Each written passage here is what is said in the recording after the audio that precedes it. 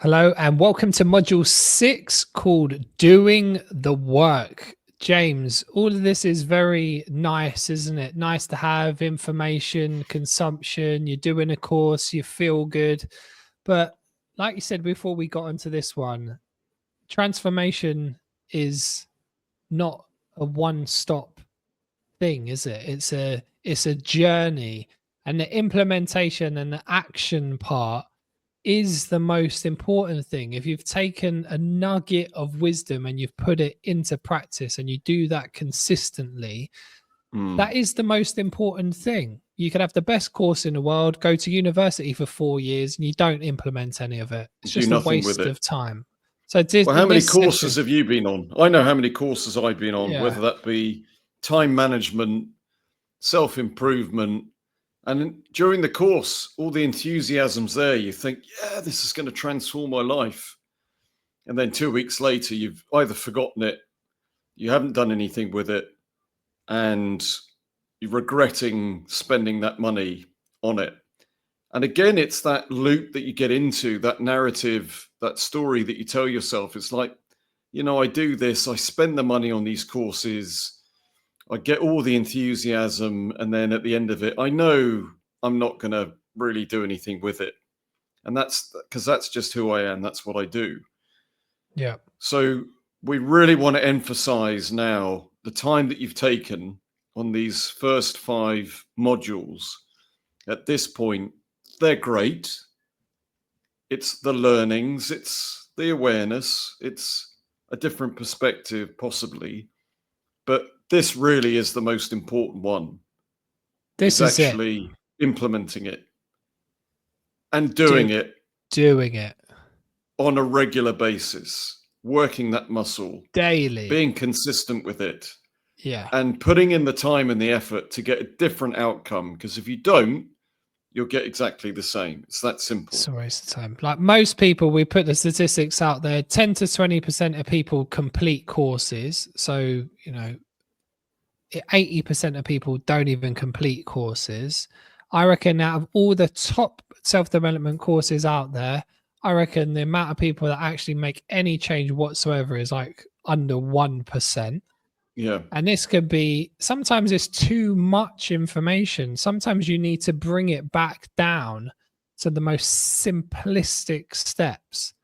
And if it's too dictatorial, if it's, again, this situation where, you're being made to feel bad about your behaviors and less than and belittled, then you're going to go, well, why would I want to sit and listen to this? Why would I want to do that if I'm just being made to feel like shit? Yeah. So, what we're trying to achieve is getting you to accept where you're at right now. And then really, it's your personal trajectory from here as to where you want to go with it, but just to enable you to see the potential for change, that change is possible. And there's some tools and some tips and there's some tricks to show you along the way that if you implement them, then you may be able to get to where you want to go. There's no guarantee. If you do nothing with it, there won't be any change. That is the guarantee. It's like if you don't go to a party, guaranteed you're not going to have fun because you never went. If you go, you don't have fun. Well, that's partly the process. But if you don't go, you're not going to have fun. Yeah. And if you don't exercise and you eat rubbish, you're guaranteed disease.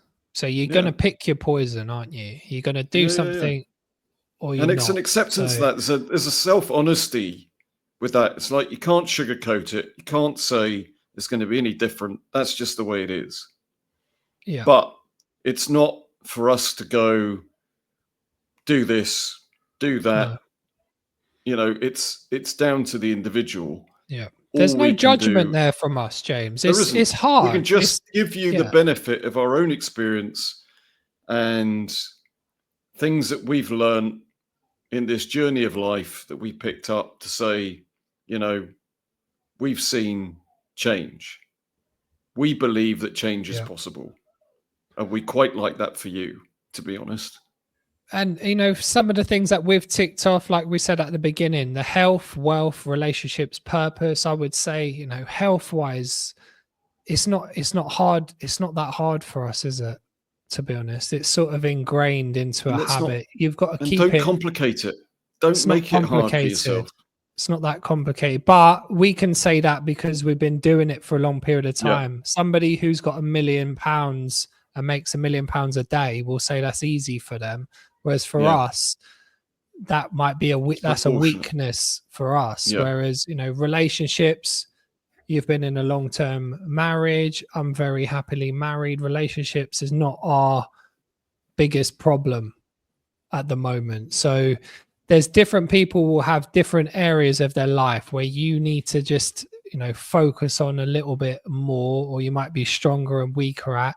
And that's okay. There's no judgment. It just might be the phase of your life. It's never too late. It doesn't matter if you're 60 years old and single. It doesn't mean that you couldn't meet somebody and live to 120.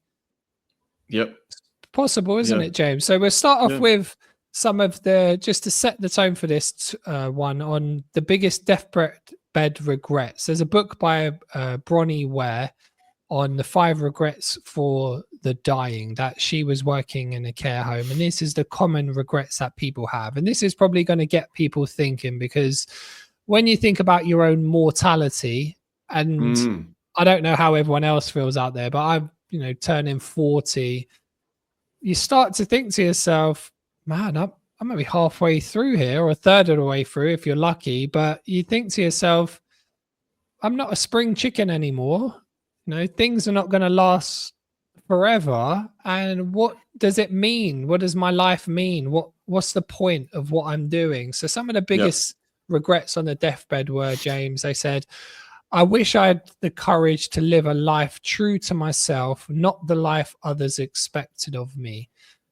This was the most common regret. Many people realized too late that they had not honored even half of their dreams. They had lived lives based on societal, familial, or cultural expectations. So that was a painful realization for people on their deathbed, that they had done something on the expectations of, their parents wanting them to be a lawyer, and they hated it their whole life. But they never changed direction, or they was in the wrong relationship for their whole life, or they never took that risk and started that, guitar teaching company, because they just didn't believe in themselves, and they just wish they could have just given it a go and tried. So that is powerful for people to know that. The second one was, I wish I hadn't worked so hard. So think about it. Work is sometimes a means to an end. Maybe with the AI and the technological revolution, we're going to automate jobs out. We'll have more freedom to do what we want to do. But we're going to try and have to figure out that transition between, working, not working, understanding the purpose of work. And that's something that we're all living through. And we're going to have to be very adaptable emotionally. But people sometimes get lost in the work and the money. They don't realize what they're doing it for. And then people realize at the end of their life that maybe they miss their children's youth and their partner's companionship. I was going to say, what have they sacrificed? Is the sacrifice worth it? What are you doing it for? But again, when you're in that headspace, when it's all encompassing, you can absolutely understand it. And until you take a step back from it and go, wow, I've missed out all that time. There were things that I should have done that I didn't do because I was just so focused on that. And you can't get that back. That is the problem. You cannot get that time back. Yeah. And sometimes it never ends in a business or a job, does it? You think to yourself, I need to get this deadline done. I need to get everything over the line. And that's fair enough. But there's always another Monday. There's always another deadline. It becomes to the point, once the boundaries are pushed, and you're working ridiculously, that your life becomes not your own and it's taken over. So that was a big regret for people. The third one was, I wish I'd had the courage to express my feelings. So that was a big one, James. Many suppress their emotions to keep peace with others. As a result, they settled for mediocre relationships and never became who they truly were. So that's what this, if you're on this course, you've taken the first step, haven't you, James, to actually telling yourself the truth, starting to express your feelings. Yeah. It's advocating for yourself. Maybe people don't know what those feelings are. Maybe they've pushed them so deep inside themselves that they don't even know who they are or what they think or how they feel. Yeah, and that is Gabor Mate, I think, in his book, or one of his books, that this suppressed emotion leads to disease and dis-ease and inflammation. You know, if you're constantly suppressing these emotions, that you're pushing down anger. And we're not saying that you should outwardly display anger or be violent in that way, but really experiencing it viscerally, just feeling the sensation of it, allow it to well up inside you and move through you in a healthy way, and not push it down and say, oh, you know, I'm not justified in feeling that way. And again, that self-sacrifice, that people-pleasing very much ties into that we talked about earlier, is experiencing those emotions, not suppressing them, not bottling them up, and to tell other people how it's making you feel. Yeah. Really hard. Really hard. And find those people, whether it's a safe space or you contact us or you contact another, coach or psychologist or a counselor or a close friend, because intuitively people sometimes know who they can confide in, if they can trust that person, if they've got the ability to hold space for someone's feelings, because sometimes it takes somebody who has that skill set to be able to listen, not judge. I'm constantly surprised. And I think the one way to look at it is if you think about how you would react to a certain situation. So if somebody came to me and offloaded or told me something that was really quite intimate, how I would feel with that information, I would feel blessed and honored to have had that shared with me, that they trusted me enough to share that. But when it's the other way round, we only see it as being a burden. We don't want to, they've got enough on their plate. We don't want to tell them our problems because, you know, they're going through their own shit. So if you can just flip that scenario and think how you would feel if somebody came up and told you that thing, like how would you advise somebody else, for example, that can give you a different perspective on it as well. So know that it's not burdening somebody else. It could be bestowing that information on them. They would be delighted. They'd be honored to share that with you and feel incredibly privileged that you felt close enough to them to be able to tell them that.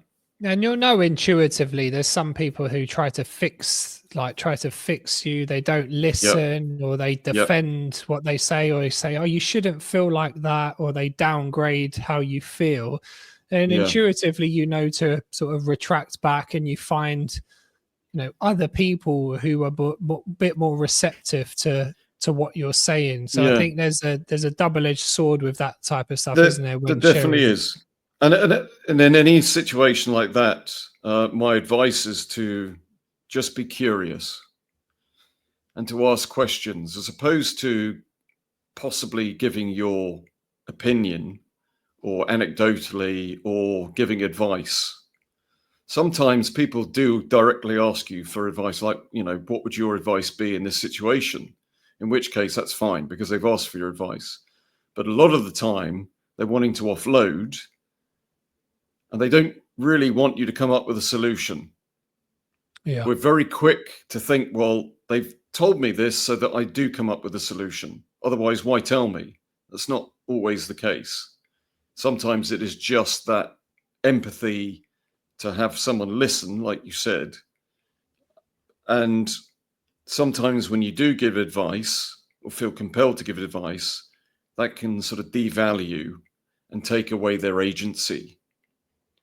So listening actively, that emotional quotient, the EQ of listening, and then asking questions or saying, it's like almost like being a coach in a coaching role, is that you're asking the questions as opposed to trying to give the answers. Yeah. So it was like, well, how do you feel, or how does it make you feel when that particular thing happens, is a type of question. So it's fairly kind of open-ended, but it's specific to what you're talking about right then. Say, well, if you were to go and talk to that person in that context, what would that look like? And they'd say, oh, yeah, that's interesting. I hadn't really thought of that. That might be something I could think about, as opposed to you need to go and say that to that person. You need to tell them that they've really upset you, whatever the context is. So by asking open questions and just being curious and finding out what the scenario would be, you're going to find that people open up to you much, much more. If you're coming at them with advice all the time, you can physically see them shutting down. See behind the eyes that just go, this isn't what I need right now. I don't need you to be telling me what I should be doing. I just want to offload. I want to vent a little bit right now. Yeah.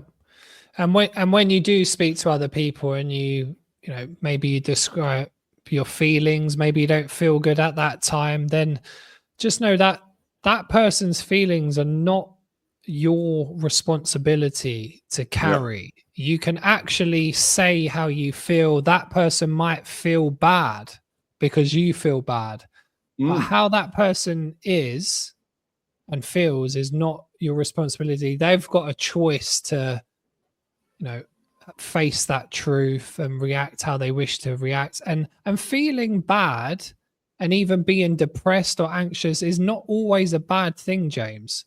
These emotions are part of the spectrum of life. And they can be very helpful to us.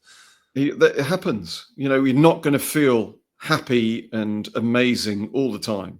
It doesn't exist. It doesn't exist. We need the challenge. The challenge is life. Like happiness is mostly the progress. There is no happiness destination where you just one day you just waking up in blissful joy. Sometimes you need the mountain, you know, and you get to the top and you realize it's just one mountain and there's, you know, there's a way down and there's another valley and there's something else that's going on. It never really ends until it ends. Yeah. So just embrace that and be okay with it. So on the fourth one, James, it says, I wish I had stayed in touch with my friends.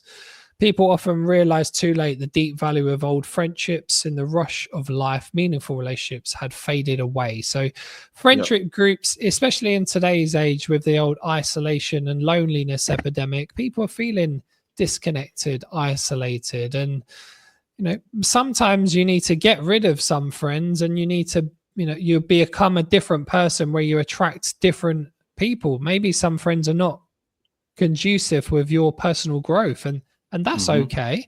Or some people are, and you just haven't, you've been too much maybe in your own head and you expecting them to reach out, but you never reach out. How many times do you organize things? Do you say to them, do you want to come over for dinner? Do you call them and ask them how they are? Sometimes it's a mirror. You don't get nothing back. You sort of fade away. So it takes a little bit of reciprocal effort, doesn't it, to have friendships on that side, James? Yeah, it does. And that can be that confirmation bias. Like you said, if you're not giving it out, not receiving it, you just think, well, clearly I'm not worthy of that friendship because like nobody contacts me, nobody reaches out to me. But periodically, you know, again, being in the right mindset to be able to do that, again, acknowledging that, you know, every day is not going to be unicorn day with fluffy clouds. No. that there's going to be days that you cannot conceive of being a particular way, and yet, like I said, on any given day it can be very different. So really it's sort of running with the times when you feel capable, when you've got the capacity and you have the ability to be able to reach out to a friendship group, somebody that you haven't spoken to for a while. Could be just a very simple text, just saying, "Hey mate, just thinking about you," or "seeing how you're doing," and that's it. It can be that simple. And the Something number very of simple, yeah. times that then creates this catalytic event of them saying, "Oh, I was just thinking about you," or "I was wondering how Exactly, you were yeah. doing," and it just opens up that conversation, and then you're off. But again, it's being able and having the capacity on any given day to do that. But it's just the mindfulness around those types of things. Yeah. So I would yeah, say it's being really open to possibility, James. You could be, smile at somebody when you walk past them on the street. Maybe say hello to a neighbor, speak to a work colleague, ask them a question. It you'd be becomes amazed. reciprocal and you create different environments. It's like if you didn't go to that shop at that specific time and you didn't bump into somebody who ended up being your business partner, Yeah, who ended up it's knowing your wife, all of yeah, these things. So your trajectory can change on such a small act, can't it? totally, So the more you put yourself 100%. out there, the luckier you get. The more Yeah, good, the more value you put out there, yeah, more is going to come back to you naturally. yeah. It's not, And not even it's woo-woo, is contagious. it? It is Just contagious and it's reciprocal. But again, I go back to the fact on any given day, and it's accepting the days that you really don't feel like that, and then making the most of the days that you do. And it's yeah. at those times that's time to really start to implement. And in those stages where you're not James, sometimes you're really in the valley. Normally Yeah. pre-change. If there's something in your life that needs to change, you're not facing it. You're not looking in the mirror.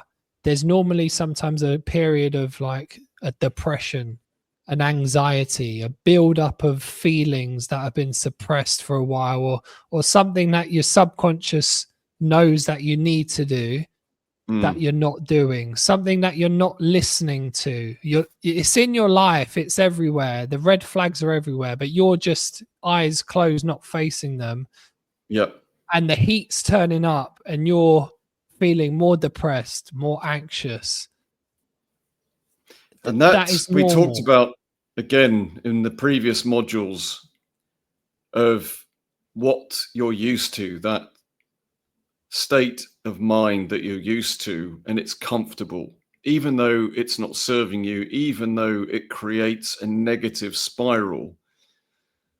There's familiarity and there's comfort and warmth in that familiarity.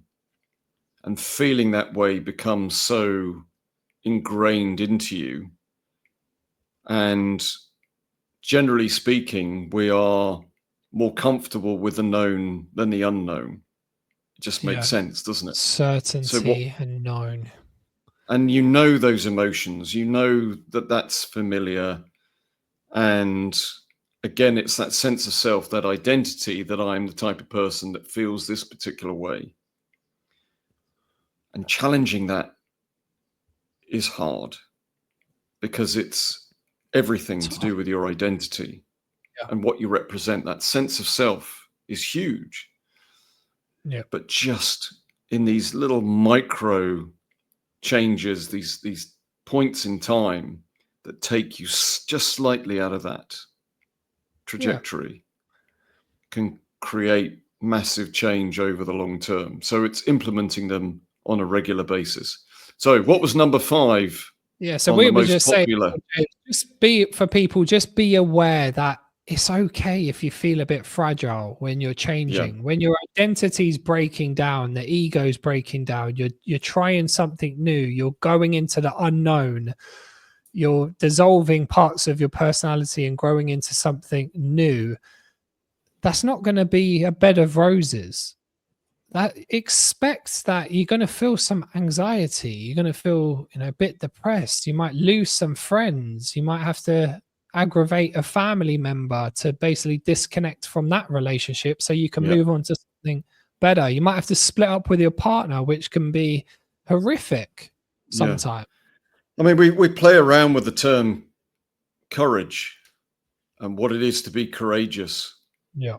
And it feels like it feels like the most courageous things that I've ever done is to confront the relationships that historically have been pretty toxic. It's And hard, isn't it? to find your voice Yeah. and to ask for what you want, it feels like courage. Yeah. Whatever your definition is, to me, that feels courageous because that's something for yourself. That's something for myself. And I've found it physically and mentally really hard to do previously. But to actually achieve that, it feels like a real culmination of effort and time. Yeah, there's coaches out there. One coach that said it's about, the hardest thing to do is show up as sounds a bit cheesy, but your authentic self on a consistent basis every Yeah, day, daily, to because speak your own truth, yeah, to show up with courage, to face those fears, sit with the fears, sit with uncomfortable feelings. That's part of the journey, because yeah, sometimes you face these fears and they do dissipate and you do move on to another level, whether that's in business, relationships. yeah, And that is part of your evolution. The last one on that, James, was I wish I'd let myself be happier. This was a surprising but common regret. Many didn't realize until the end that happiness is a choice. They stayed stuck in old habits, fears, and emotional patterns. And a lot of people, it's like delayed gratification is seen as a very positive thing, especially in an entrepreneurial world. But we mm, talked about this before. If you're not happy now, and you see a lot of it with quite successful people in some realms, that they said, no, I was happy before I had anything. And I got the material stuff because I didn't really need that. I was already just doing what I loved, or I yeah. was already But I doing thought this that's what I thing. needed. Mm, So to let yourself be happy, because some people say, I'll be happy when? yeah, When I get married. Okay, you tick that box. I'll be happy when I get married and have a child. Okay, tick that box. I'll be happy when I get married, have a child, and we get the 4-bed house. Okay, tick that box. I'll be happy when I have grandchildren. I'll be happy when they get the job of their dreams. I'll be happy, but by the time you're dead and you've just lived in some type of anxiety in the future about I'll be happy when, I can't wait for my holiday. It's okay to look forward to things, but are you really living in the day? What in if the the holiday moment. doesn't come? Are you living for the holiday, or could you be showing up better in your everyday life with like passion, with excitement, with some purpose? And that's not like finding the woo woo purpose. That's like being purposeful in your Yeah, life. How can you add value? What skills can you bring to the world? Are you showing up as your best self, or are you sitting in there in a shell and not putting yourself out there, whether it's the job opportunity, the business mm, opportunity, the relationship? Are you asking the girl out that you've liked behind the counter for the last 6 months, or are you just too scared to even ask? No, when are you going to take the chance, have some courage, live yeah.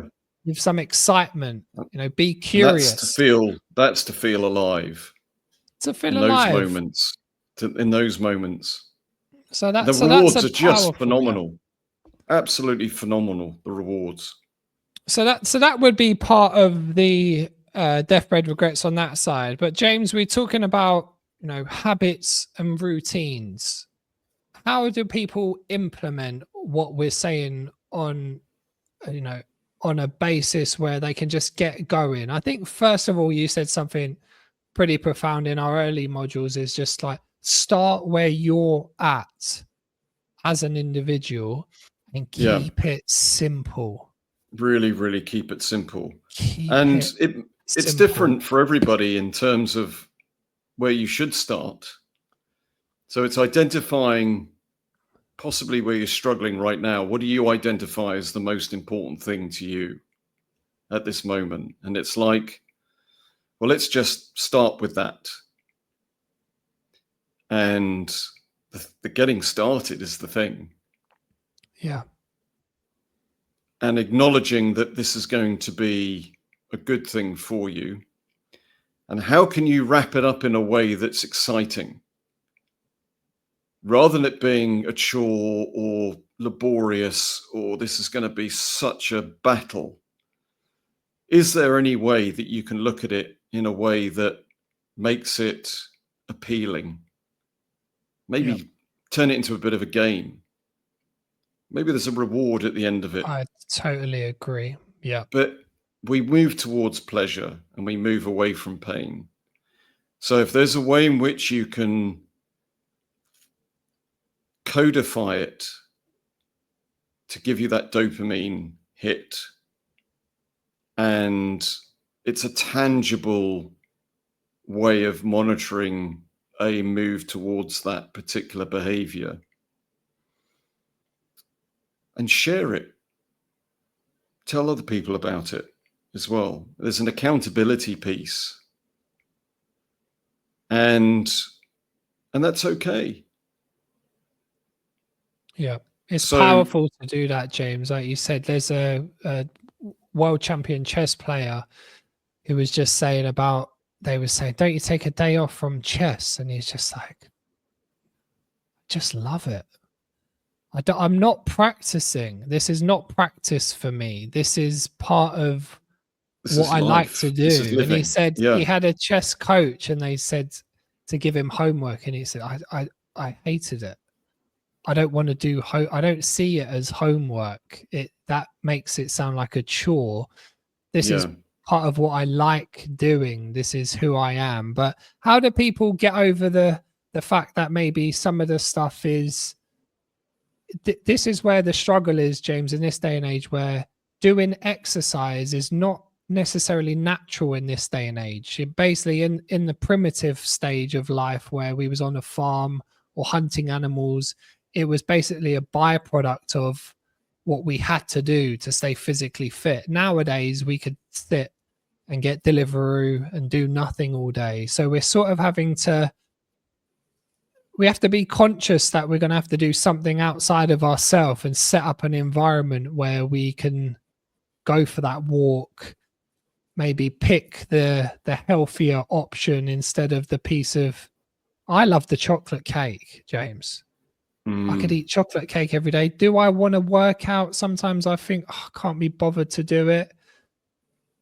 But it's having that mentality to maybe just find something you can enjoy that suits you. Where for me, it might be going, I enjoy going for a walk. Yeah. There's certain foods that I enjoy. I know that if I don't eat, breakfast until later, it works for me, suppresses my appetite when I drink more water in the morning. So I'm not as hungry. So my calories are just less in the afternoon. That works for me. That's opening up another interesting scenario, is having these different experiences. And over time, that empty feeling, for example, of not eating, like fasting, is actually quite pleasurable over time. But before you start doing it, nothing could seem further away from pleasant or reality. You think, well, because everything I've been told was eating 3 square meals a day, and if you don't eat, you're going to be in danger of passing out or, health-wise, you're in trouble. And that, again, narrative is in there from childhood. And so we don't actually attempt it because it's so far out of our sphere of experience and knowledge base, and it's fear that you don't even go there because you don't think it's possible. And then you go, well, let's just try it. And it's shocking how easy it can become, isn't it, James? It's like all of a sudden your appetite is suppressing you. You're waking up and you think, I haven't eaten and I'm not even hungry. And that empty feeling, we're not advocating. Yeah. Because again, it's highly nuanced, and, eating disorders, clearly if there's a, psychological issue there that's led to an eating disorder, well, that clearly needs to be addressed. But for a healthy individual who doesn't suffer from eating disorders, actually not eating for 24 hours is absolutely fine. For healthy individuals, again, the caveat, you've got to make sure that you're past medically fit to do that, because certain conditions it's not appropriate. But for a healthy individual, you're okay. Yeah. You've got sufficient number of calories to be able to survive. You're going to be absolutely fine.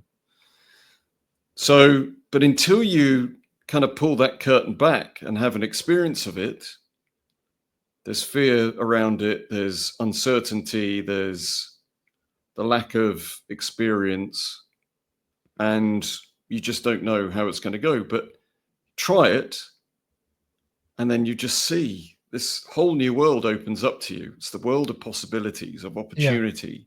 Yeah. And that is right the way across the board. And you're limited by your imagination with certain things, and your world contracts and constricts in a way of your choosing, and you can expand it in any way. The imagination is an incredible thing. So you can imagine anything, you can create anything in your mind, you can go anywhere in your mind. So how do we create that situation where we're going into expansion instead of contraction? And it is just incredible once you get started, how things can build momentum, because the hardest thing in most of things in life, I know with a famous author, I've read that he said that it took him 10 years to sit down for 2 hours to write the book. The hardest part was to get him to sit down for 2 hours to start. That took 10 years. The 2 hours was the easy bit. Yeah. This is the same with when you start doing exercise. It's going to hurt. Your body's maybe not going to be that receptive to it, maybe a little bit sore, a little bit boring, but you do it for, every day or whatever your routine is. You become accustomed to it. You start to like it. You feel better. And it's like a cyclical shift. It's a momentum shift in the right direction.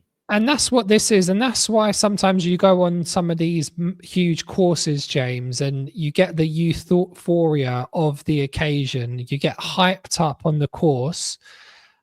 You think you're going to change the world. You come back to reality, and your reality sucks. Crash.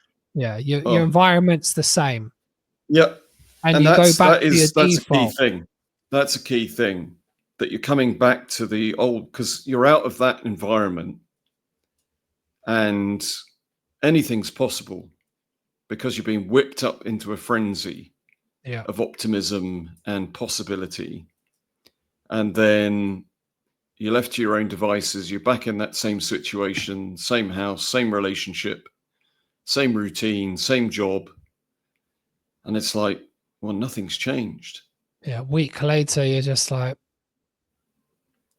So the foundational thing is it's got to change internally.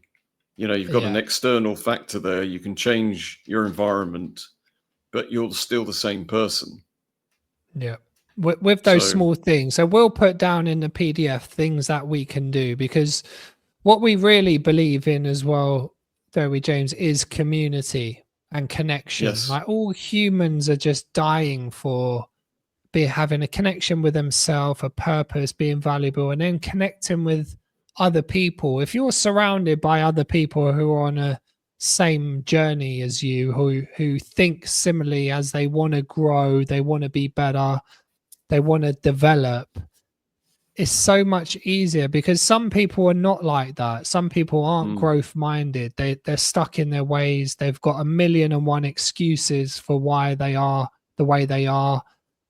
No judgment. Life's tough and people are dealt different cards. But some people are just, no matter how bad the situation is, they have got a belief that it could be better, and they take the yeah, lessons out of the situation to actually make their life better, grow, do something, influence their environment. So get yourself around people, join our community, be around people who are more optimistic, that will can, take and give you hard truths, but they can also receive it. It's not personal. It's just about mm, being a better person. And I think that community side, James, is where people do get lost, don't they? They haven't got those connections on a regular basis where it's helping them along the process. It's so much yeah, easier if five of your friends are healthy and fit. You're likely to become the six, aren't you? Or whether they're successful entrepreneurs, you're just going to follow suit with the pattern. So yeah. I would Totally say agreed. upgrade the Totally agreed. community. And then for this one, James, we won't call it homework, because homework sounds like a little bit boring. We say Yeah. like So, a well, what I want to say is thank you. Thank you to you, John, but thank you to everybody that's bought this course. It's an absolute privilege to be on this journey with you and for us to be able to share our own experience. And I guess it's a kind of gift, isn't it? It's that giving back of saying that this is what we've done and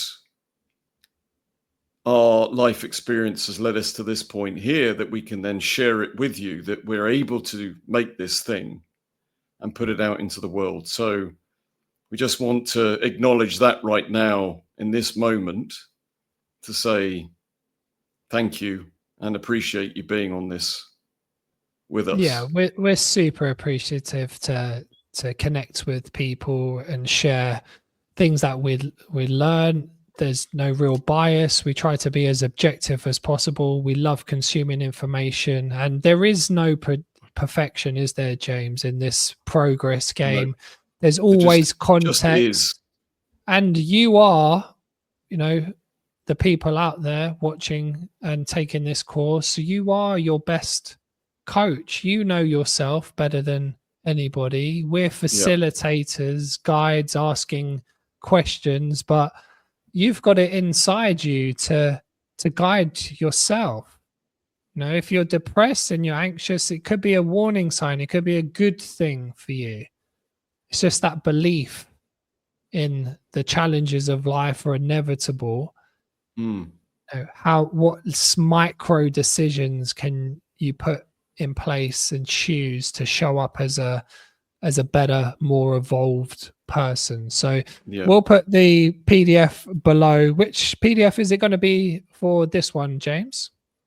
So this is for all of the stuff that we've talked about in this. So really, this is how to implement all of the learnings from the last 5 modules. So it's consolidating it and then putting it into actionable structures. Really, how Yeah. to kind of put this into your life. So the final meditation is going to be on how you can kind of manifest that in terms of being this future you, and what that looks like. So it'll be a guidance around that. And then the final piece, we would invite you to write a letter to your future self. So that person that you want to be, so who you are today, and there will be a period of progression from the first module to this last one, for sure. But really, it's that kind of concrete request of yourself going forward. That ideal of where you want to be in a year's time, 5 years' time, whatever, 10 years. And putting it down on paper, I think if you can externalize it by writing it down, it makes it real. I agree. Yeah, it's a very good thing to do, and it's like we've said before in the past modules, the most simple things, even like writing things down, drinking enough water, going for a walk, taking action to start the business, the most simple things are not that easy, James, and that's where the real change happens. It's not in consuming the latest business tactic book and reading everything about personal development and spending thousands and thousands on courses. And comparing. It's information overload. You just don't need it. The simple things will take you 95% of the way. Yeah. You've got this. You can do you it. You absolutely have got this. So we're going to join our community, stay in touch, and we're always going to be upgrading this course as well and disseminating really the main things that can make the biggest difference. But definitely send us your questions, and we can't wait to hear about the progress on your journey. But thank you, James. That's module 6, and we'll see you again very soon. Take care, guys. Much love, everybody. Thank you again. Bye-bye. Bye-bye.